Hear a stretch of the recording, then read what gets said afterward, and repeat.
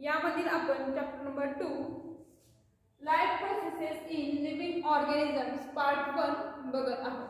Last period we have also studied energy from different food components. Today we are going to learn cell division. Can you tell, हे page number 17 वर दिलेलं आहे, तर ते यावर्षी तुम्हाला सिलेबसमधून रिड्यूस करण्यात आलेलं आहे. त्याच्यामध्ये पुढचा जो पॅराग्राफ आहे तर तो बघूया. Cell division is one of the very important properties of cells and living organisms. तर सेल डिव्हिजन जे आहे म्हणजे त्याला आपण पेशी विभाजन म्हणतो. तर हे पेशी विभाजन अनेक सेल म्हणजे अनेक पेशी आणि ऑर्गॅनिझम्स म्हणजे सजीवांच्या म्हणजे सजीवांमध्ये असणारा एक महत्त्वाचा गुणधर्म आहे.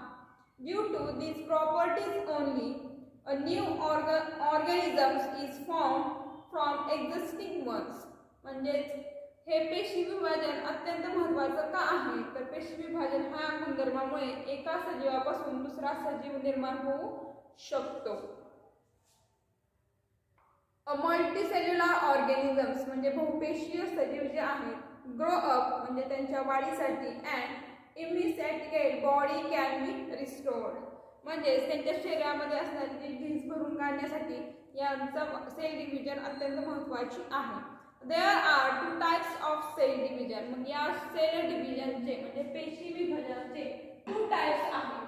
First one is mitosis and second one is meiosis. Mitosis occurs in somatic cells and stem cells of the body, whereas meiosis occurs in germ cells. Before study of cells division, we should know the structural organization of cells. म्हणजे आपल्याला पेशी विभाजनाला सुरुवात करण्यापूर्वी पेशी विभाजनाचे structure organisation जे आहे तर ते बघणं अत्यंत आवश्यक आहे. तर पेशींची रचना जी आहे तर ती आपण गेल्या वर्षी स्टडी केला होता. तर त्याच्यामध्ये मी रँडम डायग्राम काढले. प्लांट सेल किंवा ॲनिमल सेल तुम्ही घेऊ शकता. तर याच्यामध्ये आपण एक न्यूक्लियस म्हणजे वेगवेगळे सेल ऑर्गॅनल्स बघितले होते. त्यामध्ये न्यूक्लियस असेल, व्हॅक्युओल असेल, मायटोकॉन्ड्रिया असतील, फ्लुइड्स असतील, हे सगळे आपण याच्यामध्ये बघितलेले होते. तर सेल डिव्हिजन जे आहे तर ते न्यूक्लियस मध्ये होतं हे आपल्याला बघायचं आहे. ठीक आहे, हा न्यूक्लियस आपण घेतलेला आहे. न्यूक्लियस इकडे सेपरेट घेतलाय. तर न्यूक्लियस म्हणजे न्यूक्लियर मेम्ब्रेन म्हणजे केंद्रकाचा आवरण आहे आणि हा जो डॉट आहे तर तो न्यूक्लिओलस हा आहे. तर याच्यामध्ये आपलं सेल डिव्हिजन होणार आहे. तर ते आपण स्टडी करूया. Before other cell organelles are also important. फक्त न्यूक्लियसच इम्पॉर्टंट नाही तर दुसरे जे घटक आहेत म्हणजे पेशींचे अंगक आहेत तर ती सुद्धा यामध्ये महत्त्वाची आहेत. Let's us study the cell division with the help of this information. Next page. Before any types of cell division, the cell doubles up its chromosome numbers present in its nucleus. That is, if chromosomes number is 2n, it is doubled up to 4n. तर आपल्याला haploid sale आणि diploid sale गेल्या वर्षी झालेलं होतं. तर त्याच्यामध्ये haploid sale म्हणजे सिंगल सेट ऑफ क्रोमोझोम आपण बघितलेला होता आणि डिप्लॉइड सेल म्हणजे डबल म्हणजे 2 सेट ऑफ क्रोमोझोम बघितलेला होता. म्हणजे 2n जर असेल आपल्याला क्रोमोझोमचा सेट तर त्याला दुप्पट होतो म्हणजे 4n हा होतो. ठीक आहे, म्हणजे अशा स्वरूपाचा जर असेल क्रोमोझोमचा सेट तर नंतर असा होतो, नंतर असं वाढत जातं म्हणजे डबल 2 4 6 8 या पद्धतीने डबल होत जातं. कॅन यू रिकॉल हे आहे तर यावर्षी तुम्हाला सिलेबस मध्ये नाही. आता पुढं a pair of each type of chromosomes is present in 2n condition whereas single chromosomes of each type is present in n condition and their structure like as shown in the figure. तर या ठिकाणी तुम्हाला chromosomes जे आहेत तर ते chromosomes कशा स्वरूपाचे दिसतात हे तुम्हाला आकृतीमध्ये दाखवलेले आहे. तर तुम्ही आकृतीमध्ये बघू शकता क्रोमोसोम्स लास्ट इयरला आपण स्टडी केलेले होते. आणि या ठिकाणी हा जो क्रोमोसोम आहे देयर आर हे जे आहेत तर ते आहेत arms of chromosomes. Arms of chromosomes.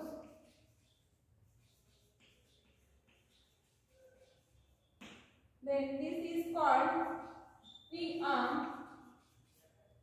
This one is centromere. This is Q arm and last one is DNA. हे आपलं क्रोमोझोम आहे. ही फिगर किती आहे तर आपली क्रोमोझोम गुणसूत्रे. ठीक आहे. तर ही आपली जी डायग्राम आहे ती क्रोमोझोमची आहे.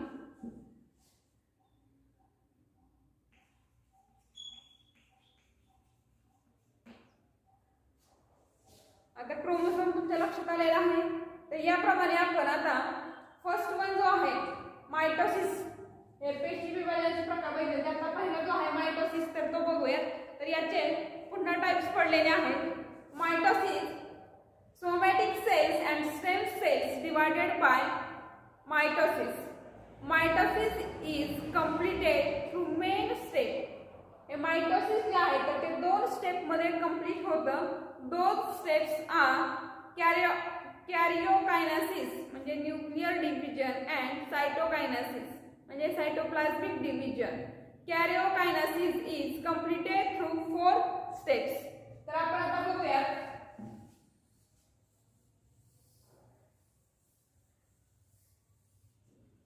तर या ठिकाणी आपल्याला दिलेला आहे मायटोसिसच्या 2 स्टेप पडलेल्या आहेत.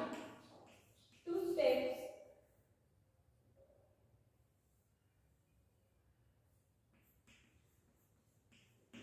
First one is कॅरिओकायनेसिस.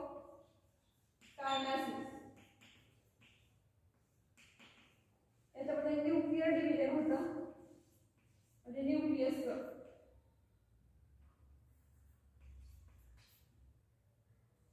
Nuclear division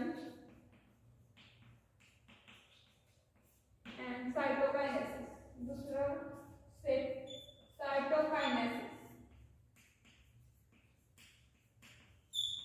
याच्यामध्ये सायटोप्लाझम जे आहे तर त्याचं डिव्हिजन होतं सायटोप्लाझ्मिक डिव्हिजन.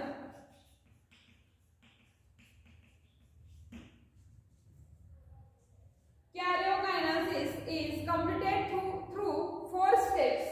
हे जे आहे कॅरिओकायनेसिस म्हणजे न्यूक्लियर डिव्हिजन. तर या न्यूक्लियर डिव्हिजनचे पुन्हा 4 स्टेप पडलेल्या आहेत. तर त्या स्टेप आपण 1 बाय 1 स्टडी करूया. फेज आपण बघणार आहोत प्रोफेज. ठीक आहे. तर प्रोफेज मध्ये काय सांगितले बघा. In prophase condensation of basically thin thread like structure. तर याच्यामध्ये जे आहे थ्रेड हे जे दिसतात या ठिकाणी तर हे थ्रेड लाइक स्ट्रक्चर म्हणजे दोऱ्यासारखे किंवा फायबर सारखे दिसणारे थ्रेड लाइक स्ट्रक्चर दिसतात. थिक म्हणजे जाड व्हायला सुरुवात होते and start to appear along with their pairs of sister chromatids. तर याच्यामध्ये हे क्रोमॅटाइड्स दिसायला सुरुवात होते. आपण हे न्यूक्लियर डिव्हिजन बघतोय. ठीक आहे. केंद्रकामध्ये होणारे याचं डिव्हिजन. त्यासाठी आपण न्यूक्लियर जो आहे न्यूक्लियस तर तो काढून घेतलेला आहे. तर त्यासाठी नावं दिलेली आहेत. सेल मेम्ब्रेन बाहेरील आवरण. नंतर सेंट्रिओल्स या ठिकाणी डॉट दिसतात ते न्यूक्लियर मेम्ब्रेन म्हणजे याचा आतला जो बाहेरचा बाजू म्हणूयात. नंतर क्रोमोझोम्स या ठिकाणी दिसतात. फायबर लाइक या ठिकाणी दिसतात. नंतर न्यूक्लियस हा. नंतर सायटोप्लाझम म्हणजे हा जो भाग आहे मोकळा तो. मग आता काय होते याच्यामध्ये असणारे थ्रेड लाइक स्ट्रक्चर म्हणजे क्रोमोझोमचे जे स्ट्रक्चर आहे तर ते क्रोमोझोम तयार व्हायला स्टार्ट होते. कशामुळे बघा. Due to this they become short thick and they start to appearing along with their pairs of sister chromatids. म्हणजे हे जे आहे ते जाड आणि आखूड व्हायला सुरुवात होते आणि आखूड व्हायला सुरुवात झाल्यामुळे त्यांच्या अशा जोड्या जोड्या तयार व्हायला सुरुवात होत आहे. Centrioles duplicate and each centrioles moves to opposite poles of the cells. Nuclear membrane and nucleolus start to disappear. म्हणजे याचं कन्वर्जन होऊन या थ्रेड लाइकचं अशा पद्धतीने सेंट्रोमियर्स तयार होतात. नंतर दुसरी जी फेज दिलेली आहे तर दुसरी फेज आहे मेटाफेज. तर ती मेटाफेज आपण बघूया. तर मेटाफेज मध्ये काय सांगितले बघा. Metaphase nuclear membrane completely disappear. याच्यामध्ये जे न्यूक्लियर मेम्ब्रेन आहे तर ते काय होतं, कम्प्लीटली डिसॅपियर नाहीसे व्हायला सुरुवात होते. In metaphase chromosomes complete their condensation and become clearly visible along with sister chromatids. All chromosomes are arranged in parallel to equatorial planes म्हणजे सेंट्रल प्लॅन याच्यामध्ये दिसायला सुरुवात होते. Special type of flexible proteins fibre म्हणजे spindle fibres या ठिकाणी दिसतात बघा. are formed between centromere of each chromosomes and both centrioles. तर सेंट्रिओल या ठिकाणी दिसत आहे. आपण न्यूक्लियस मध्ये बघतोय हे सेंट्रिओल्स जे आहेत या दोन टोकांना दिसतात. त्याच्यामध्ये हे क्रोमोझोम्स आहेत. नंतर सेंट्रोमियर म्हणजे याच्यामध्ये जो मधला डॉट आहे तर तो आपला सेंट्रोमियर आहे. आणि हे जे धाग्यासारखं दिसते डॉट डॉट लाईन तर ते आहेत स्पिंडल फायबर्स दिसत आहे. हे आपलं मेटाफेज मध्ये होणारी प्रोसेस आहे. मेटाफेज म्हणजे मध्यावस्था. मध्यावस्थेमध्ये होणारी ही प्रोसेस आहे. यामध्ये जे केंद्रकाचं आवरण जे आहे तर ते काय होतं, पूर्णपणे निघून गेलेलं आहे.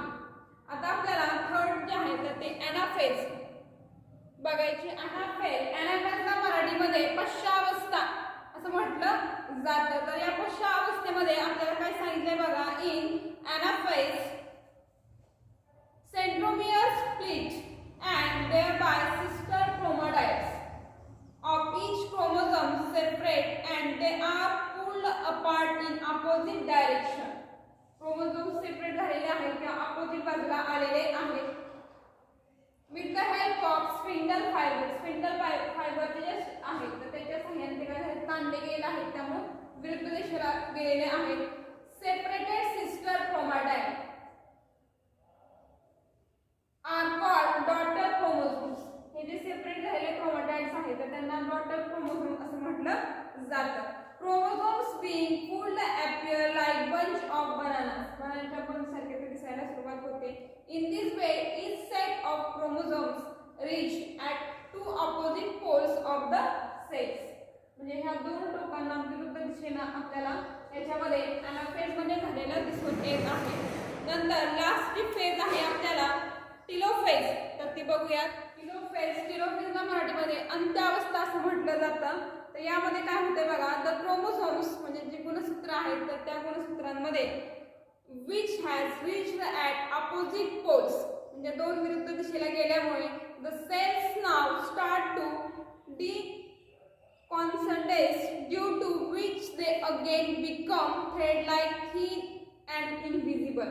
म्हणजे जास्त ताणले गेल्यामुळे याच्यामध्ये जे क्रोमोझोम्स आहेत तर ते काय होतात, थिन म्हणजे पातळ होतात आणि दिसेनासे इनव्हिजिबल होतात आणि सेपरेट व्हायला सुरुवात होतात.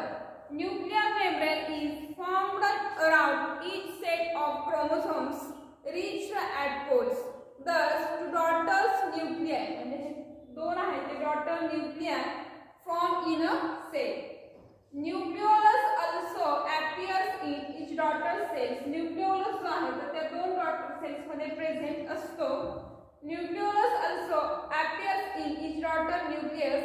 Spindle fibers completely disappear. म्हणजे स्पिंडल असे धाग्यासारखे जे दिसणारे होते तर ते दिसेनासे होतात. In this way karyogenesis complete, cytokinesis begin.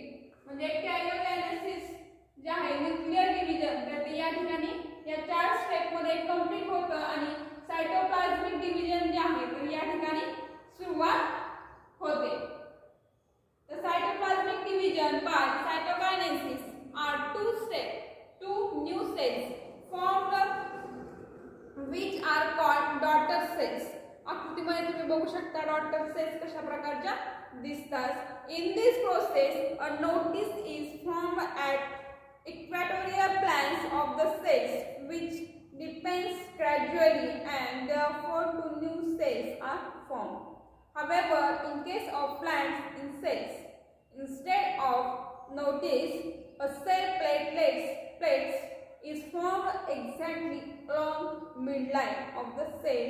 Thus, cytokinesis is completed. Mitosis is essential for growth of the body. Besides, it is necessary for restoration of emaciated body, own healing, formation of blood cells, etc. म्हणजे आपल्या शरीरामध्ये sale division अत्यंत महत्त्वाचं आहे, कारण की आपल्या शरीराची झीज भरून काढण्यासाठी किंवा एखादी जखम झाली असेल तर ती भरून काढण्यासाठी किंवा आपल्या शरीरामध्ये ज्या ब्लड सेल्स आहेत तर त्या तयार होण्यासाठी सेल डिव्हिजन हे अत्यंत महत्त्वाचं आहे. सेल डिव्हिजन हे जे मल्टीसेल्युलर ऑर्गॅनिझम्स आहेत तर त्याच्या सर्वांमध्ये घडून येतं. त्याच्यामध्ये प्राणी आणि वनस्पती या सगळ्यांचा समावेश होतो, जे की मल्टीसेल्युलर आहे. अशा प्रकारे आपलं हे आज आपण सेल डिव्हिजन जो आहे तर त्याच्यामधला मायटोसिस जो आहे तर तो पार्ट आपण कंप्लीट केलेला आहे. तर त्याच्यामध्ये आपण मायटोसिसचे 2 स्टेप बघितले, कॅरिओकायनेसिस आणि cytokinesis. कॅरिओकायनेसिसचे 4 steps, prophase, metaphase, anaphase आणि टेलोफेज. जेवढा भाग शिकवला तेवढा सगळ्यांनी वाचन करायचं आहे. या फेजच्या सगळ्यांनी डायग्राम्स काढा. थँक्यू.